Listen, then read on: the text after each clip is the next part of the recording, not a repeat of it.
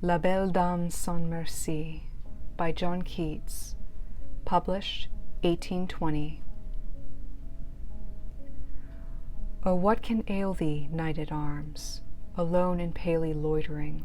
The sedge has weathered from the lake, and no birds sing. Oh, what can ail thee, knight-at-arms, so haggard and so woe-begone? The squirrel's granary is full, and the harvest's done. I see a lily on thy brow, with anguish moist and fever dew, and on thy cheeks a fading rose fast withereth too. I met a lady in the meads, full beautiful, a fairy's child. Her hair was long, her foot was light, and her eyes were wild. I made a garland for her head, and bracelets too, and fragrant zone. She looked at me as she did love, and made sweet moan. I set her on my pacing steed, and nothing else saw all day long, for sidelong would she bend and sing a fairy's song. She found me roots of relish sweet, and honey wild and manna dew, and sure in language strange she said, I love thee true. She took me to her elven grot, and there she wept and sighed full sore, and there I shut her wild, wild eyes with kisses four. And there she lulled me asleep, and there I dreamed, ah, woe betide, the latest dream I ever dreamt. On the cold hillside I saw pale kings and princes too, pale warriors, death pale were they all.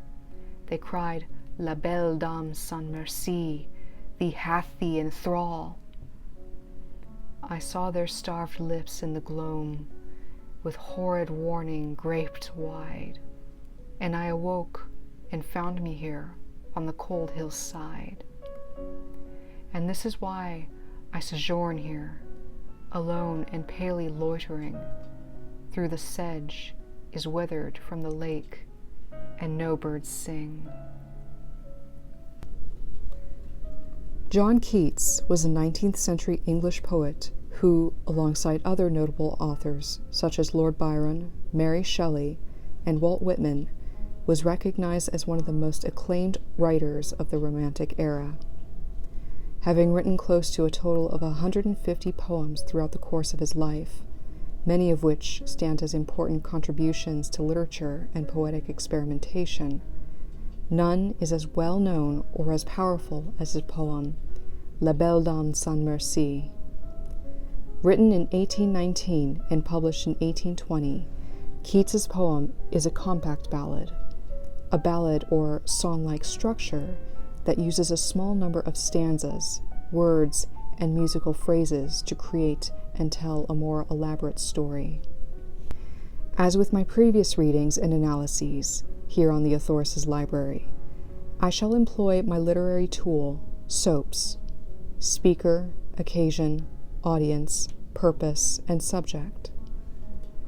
The speaker of this poem is told in Keats's voice, situated in the first-person perspective of a lone knight, though the speaker's role status in the poem is up for debate. For readers upon a first interpretation of La Belle Dame Sans Merci, assume the narrator to be in the role of a knight, due to the mentionings and other male presences referenced in stanza 10, where the speaker states, I saw pale kings and princes too, pale warriors, death pale were they all. However, when reading the poem outside its setting in Romanticism, and more from an analytical view, this referencing of great kings and heroes, having met the same doom as the speaker, only demonstrates that even the highest are not immune to the same temptations and everyday faults as the common man. It is a symbolic representation told by Keats that no one is above corruption, no king, knight, or commoner. but we shall dive more into this shortly. For the occasion, behind the poem's creation, multiple factors were involved, with the most immediate being Keats's conscious awareness of his impending death as the result of tuberculosis, a disease that had already claimed his mother back in 1810 and his brother the year before in 1818, with the second factor being the sense of isolation and the abandonment born alongside his illness that impacted both Keats's personal relationships, including his passionate affair with the fellow poet Fanny Brown, and knowing it to be a doomed love, but also the mental and emotional conflict within Keats himself. From the emotional conflict and the sense of abandonment, all of these are key themes deeply embedded within the poem itself. This brings us to the audience.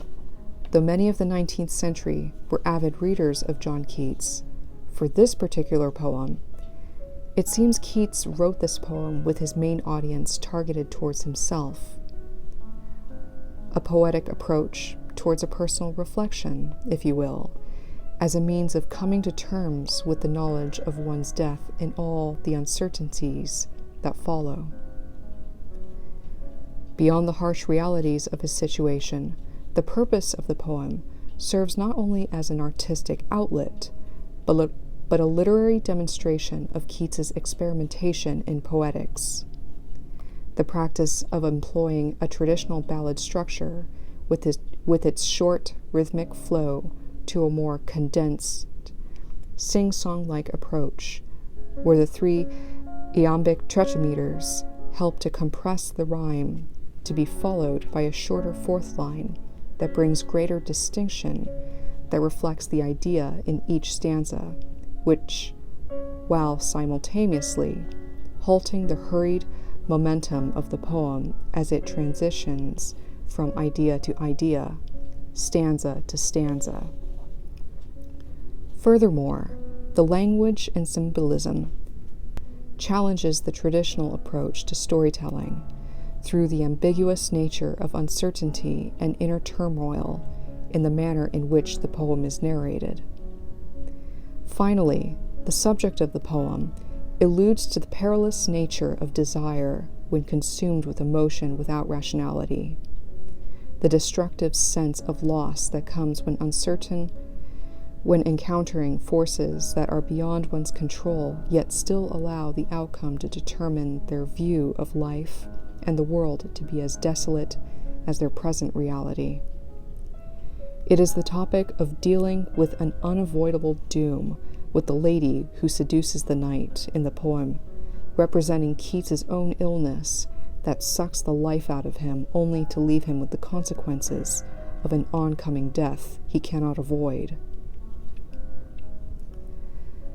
La Belle Dame Sans Merci, translated from French as The Beautiful Lady Without Mercy, or Without Pity as some people translate it as, marks one of the last poems of John Keats. His tuberculosis had rapidly progressed, even with his attempts at moving to a better climate, located in Rome, Italy, as an attempt to better manage his health. But on February 23rd, 1821, at age just 25, John Keats died, leaving behind a lasting legacy in the literary world that generations still honor and appreciate to this day and age. If you enjoyed this podcast, please click the like icon and subscribe.